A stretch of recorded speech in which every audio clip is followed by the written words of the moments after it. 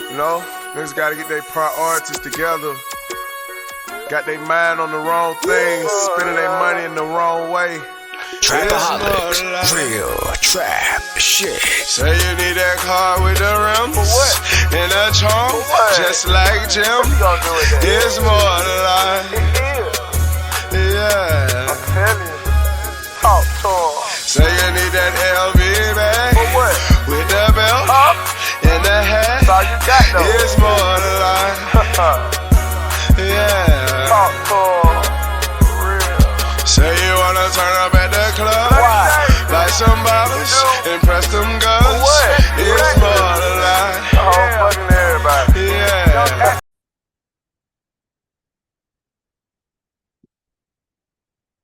Good evening, everyone, and welcome to Saints and Appetizers podcast. And who dat? And we're back. We're back with some more main course, and we're going to be going and this evening we'll be going into the Saints versus Commanders game, the New Orleans Saints versus the Washington Commanders, and that should be this Sunday. This Sunday coming up. What the exact date is here? So the 14th, December 14th, and that should be 1 Eastern, 12 Central Time. And there really aren't very many if you're not watching the Saints or don't want to tune into that game because you think the season's over and whatever, and are trying to watch another game. There really aren't any better games than that on the early slot. But yeah, but if you're a Saints fan and you're loyal enough, you're going to tune into this, even though this may be a beat down and an embarrassing. It could be Jaden Daniels just embarrassing the Saints for 4 quarters, but that's what we have. So there's some besides the Jaden Daniels, being playing at LSU and all that. There's some different storylines and some drama coming into this game, even though you wouldn't think so with the Saints being 5-8. But let's get into this game. There's an injury report and some MVPs, hot takes, and picks to get into. So let's get this. So can I get a menu? And the first thing is, even though it seems like Derek Carr seems like he's healthy enough to start, or healthy enough to play at least, maybe not to start, because he's passed like every step that he needs to pass to be able to play. Besides, there's one step that he hasn't passed or hasn't come up yet. He hasn't done yet for just a concussion. There's not Darren Rizzi, when talking about him, wasn't saying nothing about his hand or anything. It was mostly just that he's dealing with a concussion as well. But I think he's ended up listed as like doubtful on this injury report. But still, I mean, he could still play as either a backup. I think Darren Rizzi said he's not going to start, but he could still be available as a backup or like a third emergency quarterback. So that just shows you how tough Derek Carr is. I mean, I guess you could argue his toughness a little bit just through out games. It seems to be every year so far that he's been a Saint, he's been getting knocked out of games, but none of the injuries have been keeping him out for long. Like he'll get knocked out, he'll have a horrible look on his face, almost look like he was crying after the jump man,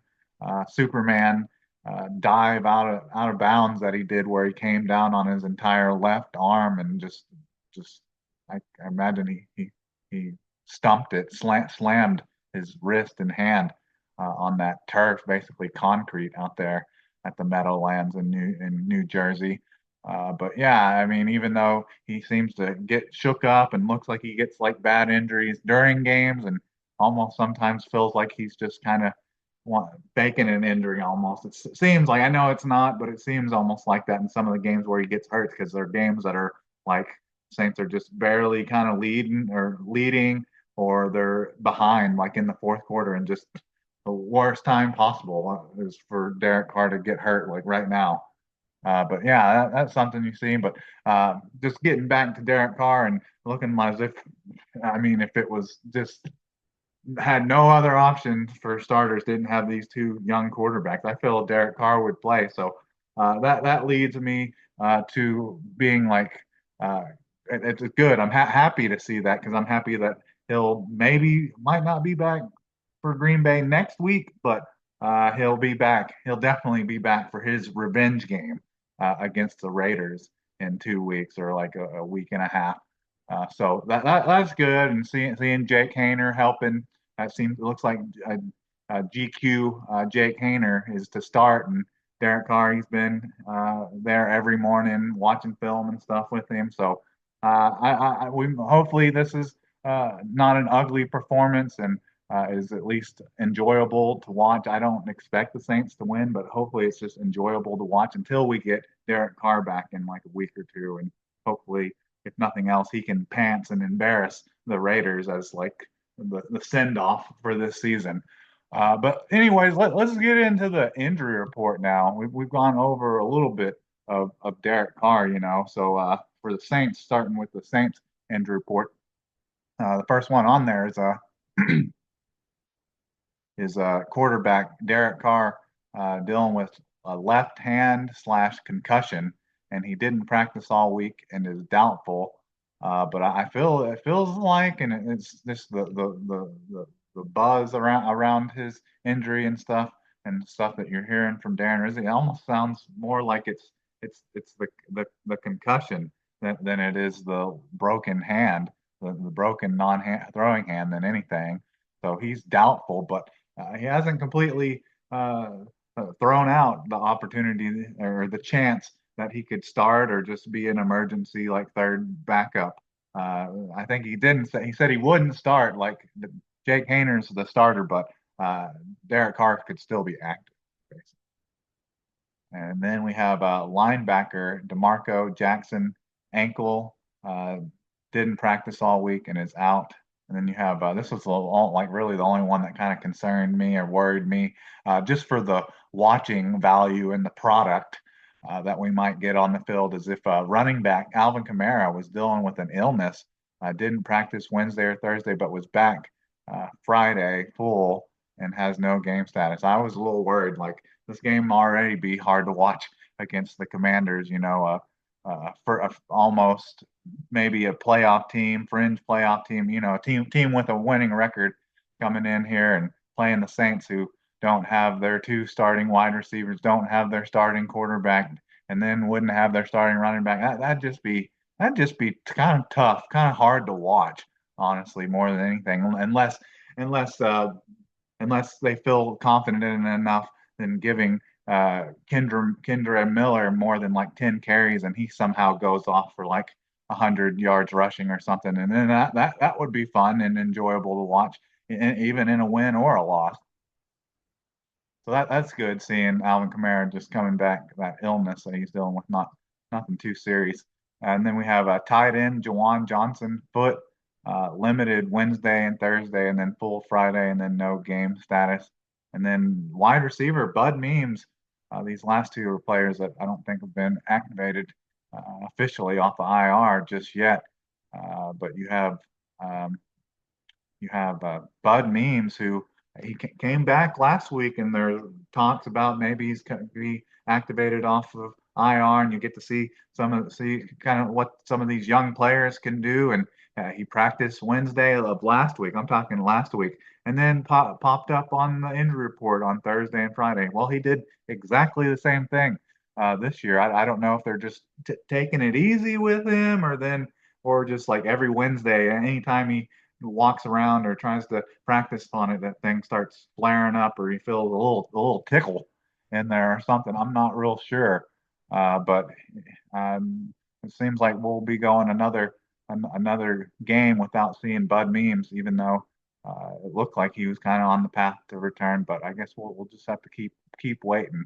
But wide receiver Bud Memes ankle, limited Wednesday and then didn't practice Thursday and Friday and is out. And then the last person on the Saints injury report, not very long, only 6 players, but there's about probably half a dozen, 6 starters that are on IR. So that this injury report could be a dozen, 12 long A lot of those good players aren't on IR already. But this is one player that I'd like to see come back, see what he can do. I mean, I kind of at the same time don't see why he should rush an Achilles injury coming back. But hell, I'd like to see any positive or any boost to the defensive line would be kind of fun. But defensive end Tano Passanio ankle was full all week and is listed as questionable, but I don't think he's been activated off of off of part-time IR. But you could easily see him get activated tomorrow or even on Sunday from it. But I'd like to see Tano Passanio. But at the same time, yeah, it's kind of wild that he's even coming back from this Achilles injury as quick as he is. I mean, any type of injury to your Achilles just 5, 10 years ago was like an automatic. Like that's 12 months recovery. But he injured his. I can't. I'm not 100% sure if it was a tear or a rupture, uh, and that was like at the start of the off season, and he's already practicing full again. So that's really impressive. And I just like to see Tano Passanio. I've always liked him. He's been a good rotational rusher for the Saints when he's been healthy. All right. Now then, on to the Commanders, which they have pretty long list, but I think a lot of it's just like non-injury related and rest or just taking it easy, being smart with a team that has a chance at the playoffs, basically. And especially if this is their injury report hasn't really looked like this besides in previous weeks, besides having Marshawn Lynch or Marshawn Lattimore on it like every week since the Saints have traded him. Maybe this injury report's longer than it would be if if the Commanders were playing like a better team, like a team with a winning record or are in playoff contention. But it's pretty long. Let's see. It's 11 players long, but let's get into it because it is long. So you have first on their injury report, you have wide receiver Noah Brown, kidney, didn't practice all week and is out. And then you have at least starting or second string tight end Zach Gertz, hamstring / non-injury related rest, didn't practice Wednesday and then was full Thursday and Friday. And then you have defensive end Colin Farrell, ex teammate of Derek Carr, and probably a rotational piece for the Commanders. Cleveland Farrell, knee / not injury related rest, didn't practice Wednesday and then was limited Thursday and Friday and then has no game status. So expecting him to play. Then you have kicker, I guess that's their starter, Zane Gonzalez, left foot.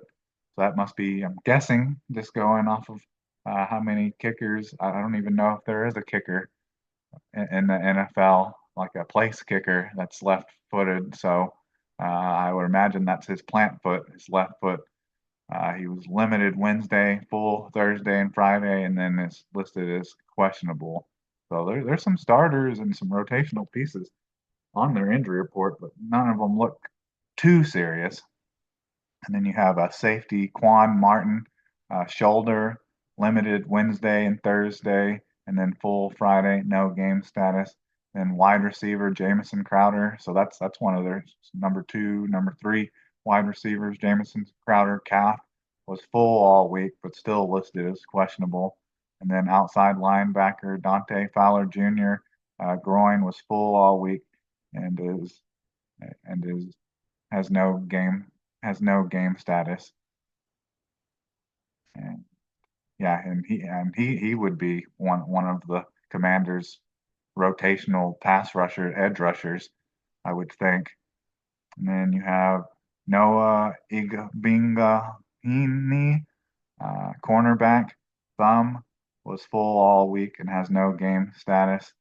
And then who everybody talking about, we're finally getting to see him. He's making his great Commanders debut, and of course it's against the Saints, against his old team, against his I guess you would call this a revenge game for Marshawn Lattimore and him some of the quotes that he made during his press conferences after practice or whatever, that he was upset by the Saints like trading him, and he wants to make prove to them that they made a mistake in trading him. And it's like, what are you even talking about? From what I felt when he was here, he didn't want to be with the Saints anymore. Partly because of the organization and the culture with Dennis Allen. I get that he was a bum and a real bummer to play for, but also just didn't seem to be healthy like ever. Always dealing with a hamstring. Even the hamstring is the same hamstring that you've been dealing with since we sent you to the Commanders, and you're finally healthy for it. So it just didn't feel as if you were that motivated to be a Saint, and didn't want to be a Saint anymore because they were losing, and you wanted to go to a team with a winning record, and you got your wish.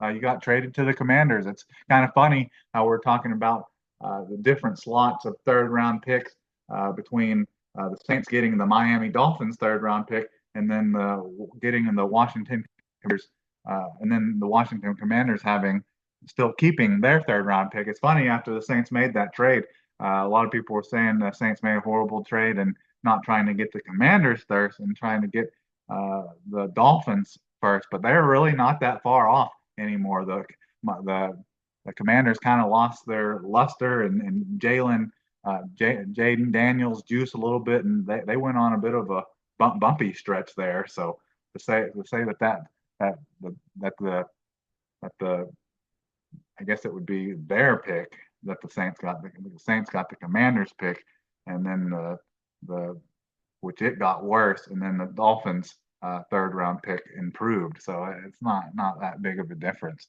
now. But yeah, that's wild with Marshawn Lattimore, that he had that to say even about the Saints, that he proved that they made a mistake in trading him. I didn't, from what I could tell, I didn't know you wanted to even be here anymore. And even if you did, you weren't even able to play, but like 6, 8 games a year. So, and Saints, when in a mini rebuild or whatever you want to call it, don't need players like that, even if they are the greatest cornerbacks in Saints history, or definitely like an all-decade type of player, since he'd been drafted in 2017. But yeah, we'll see. I'm sure it'll be all hugs and kisses afterwards. And then you have linebacker Jordan Maggie. Elbow was full all week and no game status. And then this is kind of a interesting one, and probably one to watch a little bit, is defensive tackle Daron Payne. So that's one of their starting defensive tackles back. Wasn't on the injury report Wednesday or Thursday, but popped up on there didn't practice on Friday and is listed as questionable. So maybe his back tightened up a little or something, or maybe they just like to rest him going in to the final practice of the week or something. I'm not sure, but that's about the most important one to watch, honestly. Besides, obviously, people are wanting to see what Marshawn Lattimore does. All right, so that's your injury report. Saints isn't long to read off anymore, because half or more than half of the players that would normally be on that injury report are just on season IR now. So you're getting to see actually a team with a longer injury report in the Commanders, but it doesn't look like there's much fear of any of those players that are on that injury report are actually going to miss it. So it doesn't add up. The numbers don't sense in that regard. All right, now then, on to MVPs, hot takes, and picks and scores from this game. So we just talked a little bit about Marshawn Lattimore and him being like the best cornerback in Saints history, and one of the best corners in the last 10 years, the last decade or so. Well, for picking my player, who's I think has looked good at times, and I haven't really seen him get beat or anything like that, but you also hadn't really seen him make any like great plays either. You haven't seen any buttceptions or anything from this player yet, and I haven't even seen an interception or a forced fumble from this player. But I want to see that I want to see that the Saints have at least a replacement for one of their cornerbacks after this game. And I'm talking about my MVP for this game is going to be Kool-Aid McKinstry, and he's going to show he's going to play so good in this game. He's going to show Marshawn Lattimore that they didn't make a mistake in trading him. So I'm going with Kool-Aid McKinstry as my MVP, and I'm expecting he wants to show out for his kind of his protege that's on another team now in Marshawn Lattimore. I'm sure Marshawn Lattimore is not that bad of a teammate or a player that he showed a little bit of his love and his knowledge to Kool-Aid McKinstry while he's here. So you're going to see that from Kool-Aid McKinstry in this game. And Saints fans aren't even going to really be thinking about Marshawn Lattimore besides the times that they literally highlight him and are showing graphics about him. But Kool-Aid McKinstry, I see him having a good game, maybe making some big plays, pass deflections or tackle for loss on Terry McLaurin, or keeping Terry McLaurin under 50 yards in this game. And hopefully we get to see him get an interception or a peanut punch forced fumble or something like that. To add on to, we've seen that Kool-Aid McKinstry looks like he has solid coverage, but what else we need to see to take it to another level, we need to see playmaking ability, turnover ability, ball hawking skills. So that's what I want to see from hopefully our pregame defensive MVP for this New Orleans Saints versus Washington Commanders game in the Caesar Superdome. So that game is at home. And then my hot take for this game, this podcast and injury report, and even talking about the MVP previously, it's a lot of Marshawn Lattimore. You're getting your fill of Marshawn Lattimore, and it would be so easy for me to just talk about how great I think Kool-Aid McKinstry is going to be, and Marshawn Lattimore is going to be trash, and he's going to get burned by Marquez Valdez-Scantling MVS in this game, and not even make it out of the game, not even make it out of the first quarter or the first half before his hamstring tightened up. Well, I'd be like about half of that opinion on him, but I also understand and know that when Marshawn Lattimore is right and when he plays, he is good. He's still a top 10 corner when he actually plays, but that's the issue. The last 3 seasons now, he's only played like in half the games. So with Marshawn Lattimore, so my hot take for this is I think Marshawn Lattimore is going to play good. Talking about a great young quarterback for him to feast on, and GQ Jake Hayner.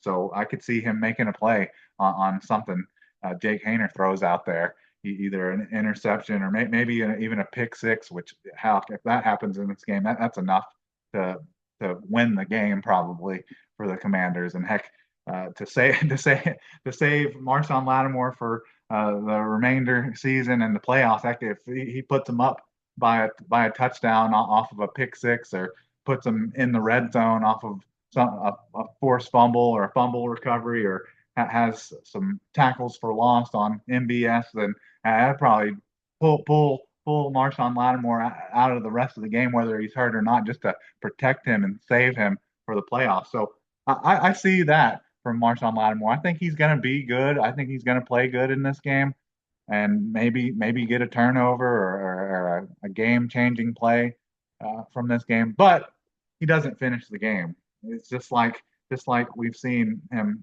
2-3 times this year, where it looks like everything's fine, even in some blowouts. He ends up not coming back into the game due to a tight hamstring. Usually after a play where he gives up a 10-plus play reception and gives up a first down, and next thing you know, he's hopping to the sideline with the tight hamstring. So I think you're gonna see that. So I think you're gonna see all the good for Marshawn Lattimore, but you're gonna see the bad and the injury prone and not being able to finish games from Marshawn Lattimore. The Washington Commanders fans are going to get the full experience, full Marshawn Lattimore experience, to where you're like, man, he's just like the best player on our defense, but he can't finish a game. So you're going to get that, and I think that'll come off of it'll probably be late in the game where the Saints are just clawing and scratching just to try to get back in the game. And it's kind of a meaningless play, but hell, MVS beats him for a 12-yard or a 15-yard first down, and next thing you know, Lattimore is coming out of the game, or they're at least taking him out to protect him. All right, so that's MVPs and hot takes, and then picks and scores. So for my picks, I think you can predict this probably just off kind of how I feel with the Commanders and uh, Jaden Daniels and even Marshawn Lattimore if he can make a big play to put his Commanders defense and offense in a good place. But I don't think the Saints aren't going to win this game. I think it'd just be hard enough with GQ Jake to just even move the ball at all to even get in field goal range. Like they're going to have to rush for like 200 yards rushing. Like you're going to have 100 yards from Alvin Kamara and 100 yards from Kendra Miller to even have this game be a semblance of a close game to where the Saints can at least get in field goal range. Because when Jake GQ Jake uh, came in uh, came in last week, it looked like he could barely move the ball. He couldn't even pick up a first down to run the rest of the clock. Was how bad that was against the Giants. I mean, he's literally getting sacked, and he's shouldn't be snapping the ball into the ground to stop the clock. But you see him his own luck. Like the Giants defender saved him basically from not running more clock. So you just see some bad stuff from Jake Hayner and Spencer Rattler.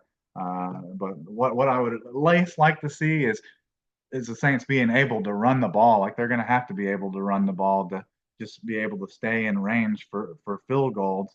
But also, I would just like to see just from maybe some growth from what we kind of saw from uh, Spencer Rattler and Jake Hayner. I know we didn't get to see quite as much of Jake Hayner, but I would just love to see them not just literally the better pocket awareness and not just literally just like falling into sacks and just running into sacks and just accepting sacks. Like, you got Derek Carr, who was averaging like one a game, and then you got Jake Hayner and Spencer Rattler coming in, and they're averaging like five or more a game. So if we could keep that to a lower number, like two or less, would be kind of nice and would probably help in their chances to go on and win this game. But I don't think they will. I think the Commanders are probably going to dominate this game from start to finish, and a lot of that's going to be just because the Saints can't get any kind of offense going. Because I mean, you don't have Rashid, you don't have Rashid, you don't have Chris Olave, you don't have Taysom Hill. Like the only real improvement from when Spencer Rattler uh, was the starter is at least you got a healthy offensive line. But I see the Commanders just kind of dominating this game, and then after seeing Drew Lock have what 59 yards rushing off of five attempts against the Saints. I see Jaden Daniels going off for maybe twice as many as that, like rushing for 120 yards.